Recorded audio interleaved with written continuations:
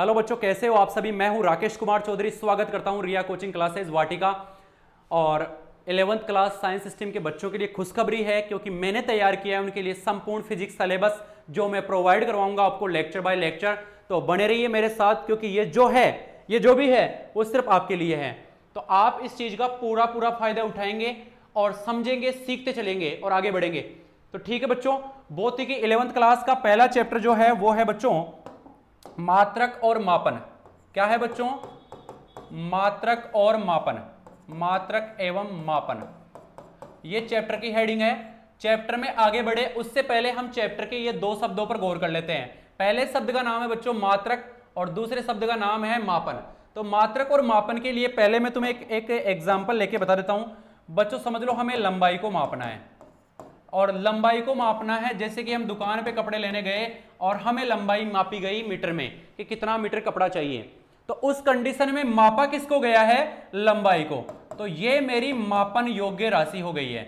उस कंडीशन में मैं लंबाई को क्या बोलूंगा? मापन राशि। ठीक उसी प्रकार मीटर जिस पैमाने में मापा गया है वो मीटर है, और मीटर उस केस में मेरा क्या कहलाएगा? मात्रक। बस दो चीज ध्यान रखना, जिस भौतिक राशि को मापा जाता है वो मापन राशि, और जिस पैमाने में मापा जाता है वो क्या कहलाता है? मात्रक। मात्रक की क्वालिटी की बात करें तो मात्रक क्या होता है? मात्रक के कुछ गुण होते हैं। इसका एक निश्चित मान होता है। क्या होता है बच्चों? निश्चित मान। एक आधारभूत मान होता है। कौन सा मान होता है? आधारभूत। और तीसरा है ये यादृच्छिक रूप से चुना गया था। कैसे चुना गया था बच्चों? यादृच्छिक रूप से। जब मात्रक बने थे, थोड़ी देर में हम इस पर पहुंचेंगे कि यादृच्छिक रूप से कैसे चुने गए थे। और चौथा है कि मात्रक होने चाहिए मान्यता प्राप्त। कहीं हम जाए दूसरे देशों में और बोले भाई साहब पाव चीज दे दो कोई, तो पाव का मतलब अगर वो समझते ही नहीं है तो हमारा मात्रक पाव काम ही नहीं आएगा। इसके लिए हमें वो मात्रक चूज करना पड़ेगा जो सब जगह पे चलता है, उसे कहते हैं मात्रक। किसी एक भौतिक राशि को जिस पैमाने के साथ मापा जाता है उस कंडीशन में उसको हम उसका मात्रक कह देते हैं। तो जो इन चारों चीजों को फॉलो करता है, ऐसा संदर्भ मानक, मानक यानी कि पैमाना, मानक या फिर पैमाना क्या कहलाता है? मात्रक कहलाता है। तो बच्चों बहुत सारी भौतिक राशियां हैं, लेकिन भौतिक राशियों को मुख्यतः जो दो भागों में बांटा गया है वो कौन कौन सी है? पहली राशि है मूल राशियां और दूसरी राशि है व्युत्पन्न राशियां। भौतिक राशियां कितने प्रकार की? दो प्रकार की। एक कौन सी? मूल राशियां, व्युत्पन्न राशियां। दूसरे प्रकार व्युत्पन्न राशियां किसे कहते हैं? जो मूल राशियों से बनी हो उन्हें व्युत्पन्न राशियां कहते हैं। मूल राशियां वो राशियां जो आधारभूत मान रखती हो, अपने स्वतंत्र मान रखती हो, दूसरे से इंडिपेंडेंट हो, उन्हें मूल राशियां। और ठीक उसी प्रकार उनसे मिलकर यदि बनी हुई हो तो व्युत्पन्न राशियां। तो मूल राशियों की संख्या होती है बेटा 7। भौतिकी में कितनी मूल राशियां हैं? 7 मूल राशियां हैं, जबकि ये इनके मान है कई मैंने इसलिए लिखा है क्योंकि व्युत्पन्न राशियां मूल राशियों की सहायता से बनती है, और कई राशियों के रूप में हम भौतिकी की कई परिभाषाएं परिभाषित कर सकते हैं। तो व्युत्पन्न राशियां कई होती है, लेकिन इनके जो मात्रक होते हैं वो होते हैं काफी सीमित। कैसे मात्रक होते हैं बेटा? सीमित। सीमित का मतलब थोड़े। राशियां तो बहुत सारी है, लेकिन मात्रक कितने हैं? सीमित मात्रक हैं। कारण क्योंकि व्युत्पन्न राशियां बनती कितनी राशियों से हैं? सिर्फ और सिर्फ 7 राशियों से। तो बार बार वही 7 राशियां रिपीट होती है, इसलिए कम मात्रकों में भी पूरी राशियों के क्या मात्रक हो जाते हैं? सिमट जाते हैं। इसी प्रकार से यदि हम इनकी बात करें, इनके मात्रकों को, तो इनके मात्रकों को कहते हैं बेटा मूल मात्रक।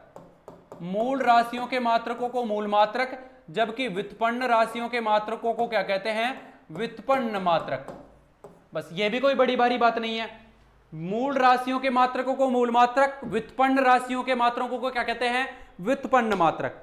तो कोई भी भौतिक राशि जिसका हमें मापन करना है, उसका मापन जिस पैमाने से किया जाना है वो पैमाना एक निश्चित होना चाहिए, सब जगह वो चलना चाहिए, आधारभूत उसका मान हो, और 1 किलोग्राम का मतलब अगर 1000 ग्राम है तो 1000 ग्राम ही होना चाहिए। ऐसा नहीं है कि दूसरे देशों में जाते हैं 1100 ग्राम हो जाए, ऐसा नहीं होना चाहिए। यादृच्छिक रूप से कैसे चुना गया है, थोड़ी देर में इस पर आने वाले हैं। मान्यता प्राप्त हो, सब जगह उसको मान्यता मिली हुई हो, ताकि हम वहां जाकर के मीटर में कपड़ा खरीद सके, किलोग्राम में दूध खरीद सके, लीटर में दूध खरीद सके, किलोग्राम में कोई द्रव्यमान खरीद सके। ऐसी चीजें खरीदने के लिए हमें मान्यता प्राप्त मात्रकों की आवश्यकता पड़ती है। तो बच्चों सबसे पहले जो सब जरूरत पड़ेगी वो पड़ेगी हमें मात्रकों की अंतरराष्ट्रीय प्रणाली की, क्योंकि मात्रकों की जरूरत थी ही नहीं। जब तक हमारे इंटरनेशनल कनेक्शन नहीं हुए तब तक हमें मात्रकों की जरूरत थी नहीं। हम अपने हिसाब से सामानों की लेन देन कर लेते थे, वस्तु विनिमय कर लेते थे। लेकिन जैसे ही हमें बाहर जाने का मौका मिला, बाहर के लोगों ने समझा कि इस चीज को कैसे लेन देन करें, तो इसलिए सबको, उनको भी और हमें भी मात्रकों की जरूरत पड़ गई। तो अब हम जो देखने वाले हैं वो कौन सी पद्धति देखने वाले हैं? मात्रकों की अंतरराष्ट्रीय प्रणाली। कि दूसरे देशों को या अंतरराष्ट्रीय स्तर पर प्रणाली की जरूरत क्यों पड़ी, उन्हें किस चीज की जरूरत पड़ गई कि हमें मात्रकों को बनाना पड़ गया। तो बहुत समय पहले एक मीटिंग हुई वैज्ञानिकों की और उन्होंने यादृच्छिक रूप से मात्रक बनाए। उनकी चर्चा थोड़ा रुक के करेंगे। उससे पहले हम उन प्रणालियों की बात कर लेते हैं जो इन मात्रकों को मान्यता मिलने से पहले इस्तेमाल होती थी। तो मुख्य रूप से 3 प्रणालियां इस्तेमाल होती थी। और 3 प्रणालियां कौन सी है बेटा? सबसे पहले प्रणाली जो इस्तेमाल होती थी वो थी सीजीएस पद्धति, और दूसरी पद्धति बेटा एफकेएस। कौन सी पद्धति? एफकेएस। और तीसरी थी एफपीएस। पहली सीजीएस, दूसरी पद्धति थी एफपीएस, और तीसरी पद्धति है बेटा एमकेएस। एमकेएस पद्धति। कितनी प्रणालियां चलती थी? अंतरराष्ट्रीय मात्रक प्रणाली आने से पहले 3 पद्धतियां चलती थी। एक सीजीएस पद्धति, दूसरी एफपीएस पद्धति और तीसरी पद्धति थी एमकेएस पद्धति। और इन पद्धतियों में दिखाया क्या क्या गया था? इन पद्धतियों में 3 चीजों को मेजर करना था। और वो 3 चीजें पहले कौन सी थी? पहली चीज थी लंबाई। किसको मापा जाना था? लंबाई को मापा जाना था। दूसरा किसको मापा जाना था? द्रव्यमान को मापा जाना था। और तीसरा किसको मापा जाना था? समय को। और तीसरा मापा जाना था समय को। इन प्रणालियों में 3 भौतिक राशियों को मापा जाना था। पहली थी लंबाई, दूसरी थी द्रव्यमान और तीसरी कौन सी राशि थी? समय। तो जब सीजीएस पद्धति चलती थी तो लंबाई को मापते थे बेटा सेंटीमीटर में। किसको मापते थे? लंबाई को सेंटीमीटर में। और द्रव्यमान को मापते थे बेटा ग्राम में, और समय को मापते थे सेकंड में। जब यह पद्धति चलती थी तो सब जगह लंबाई को किस में मापा जाता था? सेंटीमीटर में। द्रव्यमान को ग्राम में और समय को किस में? सेकंड में। ठीक उसी प्रकार एफपीएस पद्धति में लंबाई को मापा जाता था बेटा फुट में। लंबाई को फुट में और द्रव्यमान को मापा जाता था पाउंड में। पाउंड में। अमेरिका में आज भी पाउंड में मापते हैं। जैसे हम हमारे यहां पे पाव आधा सेर चलाते हैं ना, आधा सेर, 1 सेर, पाव, वैसे ही वहां पे क्या चलता है? पाउंड। और समय को क्या मापते थे उधर? सेकंड। ठीक उसी प्रकार एमकेएस पद्धति में हमारी लंबाई आ गई है मीटर में। अब सेंटीमीटर और फुट में नहीं मापा, क्योंकि ये बहुत छोटी राशि है। सेंटीमीटर में कितने सेंटीमीटर मापते फिरोगे? फुट भी ज्यादा बड़ा नहीं होता, लेकिन मीटर काफी बड़ा होता है। तो मीटर का पैमाना आ गया। के का मतलब होता है बेटा किलोग्राम। तो द्रव्यमान को मापा जाने लग गया किलोग्राम में। ठीक उसी प्रकार से समय को किसमें मापा जाने लग गया? सेकंड में। समय को सेकंड में मापा जाने लग गया। हमको इन 3 पद्धतियों के मान से मापना था, 3 पद्धतियों के माध्यम से मापना था लंबाई को, द्रव्यमान को और समय को। तो सीजीएस पद्धति सेंटीमीटर, ग्राम और सेकंड में, एफपीएस पद्धति फुट, पाउंड और सेकंड में। ठीक उसी प्रकार एमकेएस पद्धति मीटर, किलोग्राम और सेकंड में। तो अभी भी, आज भी जब ऐसा ही पद्धति में मापा जाता है तो लंबाई को मीटर में, द्रव्यमान को किलोग्राम में और समय को सेकंड में मापा जाता है। एमकेएस पद्धति आज भी चालू है, आज भी यही पद्धति है। लेकिन बाकी राशियों को, जैसे कि ताप हो गया, विद्युत धारा हो गई, पदार्थ की मात्रा हो गई, ज्योति तीव्रता हो गई, है ना, तो इन सब चीजों को अलग मात्रकों से दिखाया गया। इसीलिए एक प्रणाली विकसित की गई, अंतरराष्ट्रीय प्रणाली, जिसको कहते हैं एसआई पद्धति। पढ़ते हो ना, हर चैप्टर में आता है कार्य का मात्रक जूल होता है। कौन सा मात्रक? एसआई मात्रक। एसआई पद्धति के अंदर एसआई मात्रक बनाए गए। और एसआई मात्रक, एसआई का मतलब मैं बता दूं तुम्हें, SI का मतलब होता है, S का मतलब होता है सिस्टम, सिस्टम का मतलब प्रणाली, सिस्टम, सिस्टम, और I का मतलब होता है इंटरनेशनल, यानी कि अंतरराष्ट्रीय। D यूनिट्स, यूनिट्स का मतलब होता है बेटा मात्रक, तो मात्रकों की अंतरराष्ट्रीय प्रणाली को बोलते हैं system international D units, system international D units. और इसके अंदर भौतिक राशियां जो मैंने बताई, भौतिक राशियों में जो मूल राशियां हैं वो कितनी थी, 7 राशियां थी, और 7 राशियों के नाम हम जानेंगे, उनके मात्रक जानेंगे, उनके प्रतीक जानेंगे। तो अंतरराष्ट्रीय पद्धति में सबसे पहले 3 पद्धतियां चलती थी अंतरराष्ट्रीय पद्धति से पहले, और 3 पद्धतियों के नाम CGS, FPS, MKS है। बाद में SI पद्धति आई जिसका नाम था सिस्टम इंटरनेशनल डी यूनिट्स, और इसके आधार पर जिन जिन राशियों को जो जो नाम दिए गए वो हम यहां पे देख लेते हैं। देखो बच्चों, एक टेबल बना रहे हैं हम, और टेबल के जरिए हम समझेंगे कि कितनी 7 राशियां कैसी कैसी है।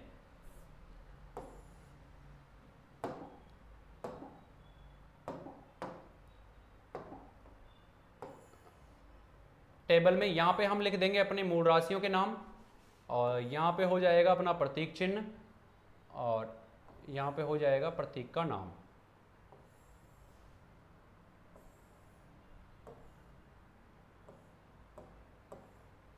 ठीक है बच्चों, और चलते हैं अब, है ना।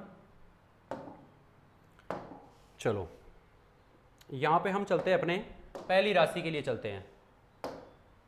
पहली राशि यहां पे देखो बेटा, मूल राशि, मूल राशि लिखते हैं हम इधर, मूल राशि, और इधर आ जाएगा अपना प्रतीक, और इधर क्या आ जाएगा, ये मात्रक है, ये दोनों ही मात्रक है, और प्रतीक, और इसका नाम आ जाएगा कि प्रतीक क्या है मात्रक का और नाम क्या है। पहली मूल राशि है बच्चों लंबाई, पहली मूल राशि है लंबाई।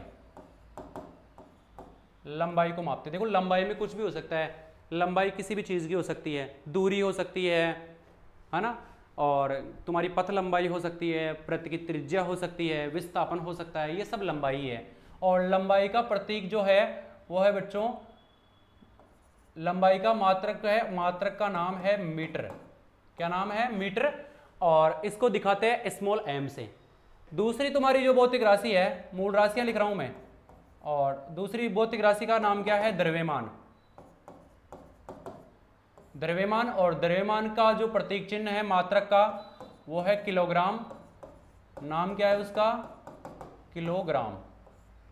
ठीक उसी प्रकार तीसरी राशि है अपनी समय, यही 3 राशियों का सबसे पहले मापन हुआ था। समय का मात्रक क्या होता है, सेकंड, सेकंड को क्या लिखते हैं, S, और यहां पे लिखूंगा मैं सेकंड। चौथी राशि है बच्चों विद्युत धारा, विद्युत धारा, विद्युत धारा का तो सब पढ़ के आए हो छोटी क्लासों में।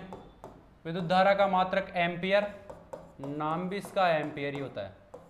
अच्छा, ठीक उसी प्रकार फिर आता है ताप, 5वीं राशि ताप, ताप का होता है केल्विन, केल्विन को लिखते हैं कैसे, और ये इसका हिंदी नाम हो गया केल्विन। चलो आगे चलते हैं, आगे वाला नाम होता है ज्योति तीव्रता, इंटेंसिटी ऑफ लाइट, ज्योति तीव्रता। किसी भी बल्ब से, किसी भी लाइट इमिटेड सोर्स से जो तीव्रता निकलती है, प्रकाश की जो तीव्रता निकलती है, उस तीव्रता का मात्रक होता है बेटा कैंडेला, कैंडेला को लिखते हैं CD, कैंडेला। अच्छा, और लास्ट जो है वो है अपना पदार्थ की मात्रा, पदार्थ की मात्रा, पदार्थ की मात्रा का मात्रक है बच्चों मोल, इसको क्या बोलते हैं, मोल। एक मोल, अवोगाद्रो संख्या वगैरह देखी होगी तुमने। तो पदार्थ की मात्रा का मात्रक क्या हो गया है, मोल। तो उस कंडीशन में ये अपनी 7 राशियां हो गई है। 7 राशियां गिन लेते हैं। पहली राशि लंबाई, दूसरी द्रव्यमान, तीसरी समय, चौथी विद्युत धारा, 5वीं ताप, 6ठी ज्योति तीव्रता, और 7वीं पदार्थ की मात्रा। बाकी व्युत्पन्न राशियां इन्हीं से मिलकर के बनेगी, और अभी थोड़ी देर में देखेंगे कैसे बनेगी व्युत्पन्न राशियां। जैसे कि यदि हम कार्य की बात करें बच्चों, कार्य की बात करें तो कार्य बराबर क्या होता है, बल इंटू विस्थापन। क्या मान होता है, बल इंटू विस्थापन।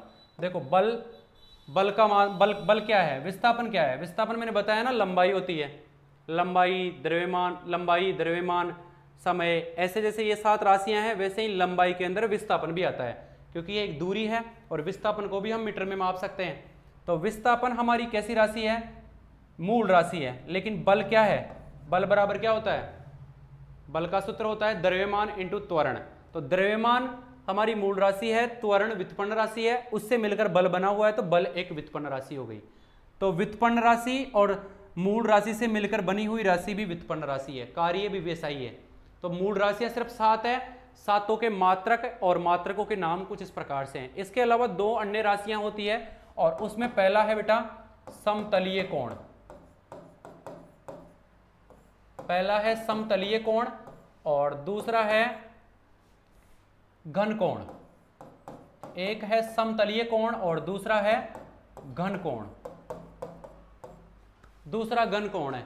तो दोनों ही कंडीशन में क्या करेंगे हम, समतलीय कोण निकालने के लिए समझ लो, यदि हमारे पास एक आर त्रिज्या है, किसी वृत्त का छोटा सा भाग ले रहा हूं मैं, ओ इसका ये है, और थोड़ी देर बाद में अगर ये वृत्त का, चलो इससे बनाते हैं, पैटर्न से बनाते हैं। यदि मेरे पास ये आर त्रिज्या है और ये है, ठीक है बच्चों। घन कोण किसे कहेंगे हम, समतलीय कोण किसे कहेंगे, ये वृत्त का थोड़ा सा हिस्सा है। देखो पूरा वृत्त अगर ऐसे होता तो ये वृत्त का थोड़ा सा हिस्सा है, और ये थोड़ा सा, अस्से को मैं बोलूंगा थोड़ा सा थीटा, यानी कि डी थीटा। समतलीय कोण की बात कर रहा हूं मैं, और उस कोण के लिए क्या है, डी थीटा। तो डी थीटा क्या हो गया, मेरा कोण। और एक चीज याद करो, एक सूत्र याद करो, कोण बराबर होता है बच्चों चाप बटे त्रिज्या, और इसकी त्रिज्या यदि मैं आर ले लूं तो मेरा कोण डी थीटा बराबर चाप, ये मेरा ds मान लो, चाप थोड़ा सा चाप ds का मतलब होता है अल्प, है ना, और यहां पे क्या हो जाएगा, चाप बटे त्रिज्या। तो उस कंडीशन में ये मेरा क्या कहलाएगा, समतलीय कोण। समतल में वृत्त एक समतलीय आकृति होती है और उसका छोटा सा कोण उसके छोटे से चाप और उसकी त्रिज्या के बीच में ये संबंध होता है, और इस कोण को हम क्या कहते हैं, समतलीय कोण। एक पूरा वृत्त पर बनने वाला कोण होता है 2 पाई, है ना, 360 डिग्री, उसमें से ये थोड़ा सा थीटा है। लेकिन मैं यदि बात करूं घन कोण की, तो घन कोण घनीय आकृति में होगा। उस कंडीशन में हम क्या करेंगे, एक घन कोण बनाते हैं, और घन कोण को देखते हैं हम। देखो ये एक इधर समतल सा दिख रहा होगा तुम्हें, ये एक समतल है, देखो 1 भुजा 2 भुजा 3 भुजा और 4 भुजा, ये 3D में है इसलिए। लेकिन यहां पे बनने वाला ये कोण, यहां पे बनने वाला कोण जिसका ये चिन्ह है, ये बनता है घन कोण। ये एक 3D वाली जो आकृति है, ये कोण कहलाएगी घन कोण। तो घन कोण इसे कहेंगे हम इस प्रकार की कंडीशन में, 3D में, 3 डायमेंशन में, समतल वाली आकृति के अंदर 3D और वो सिर्फ 2D। तो यह है घन कोण और वो है समतलीय कोण। घन कोण का मात्रक जो होता है वो होता है स्टेरेडियन, स्टेरेडियन, और इसका जो मात्रक होता है वो होता है रेडियन, मात्रक रेडियन। रेडियन को लिखते हैं RAD से और स्टेरेडियन को लिखते हैं SR से। घन कोण का मात्रक क्या हो जाएगा, स्टेरेडियन, और समतलीय कोण का मात्रक क्या हो जाएगा, रेडियन। तो ये हमने 7 और 2 प्रकार की राशियां पढ़ ली है, जो कि मूल राशियों के समान ही है। और मूल राशियां सिर्फ कितनी हैं, 7। व्युत्पन्न राशियां बहुत सारी हैं, व्युत्पन्न राशियों के और भी बहुत सारे मान हैं, बल हो गया, विस्थापन हो गया, त्वरण हो गया, वेग हो गया, ये बहुत सारी व्युत्पन्न राशियां हैं। अभी सिर्फ हमारे पास मूल राशियां हमने पढ़ी है, 7 राशियां हैं। नेक्स्ट हमारे जो बच गए हैं इसके अंदर, वो बच गए अपने सार्थक अंक और विमाएं, जो कि इसके नेक्स्ट पार्ट में आने वाले हैं।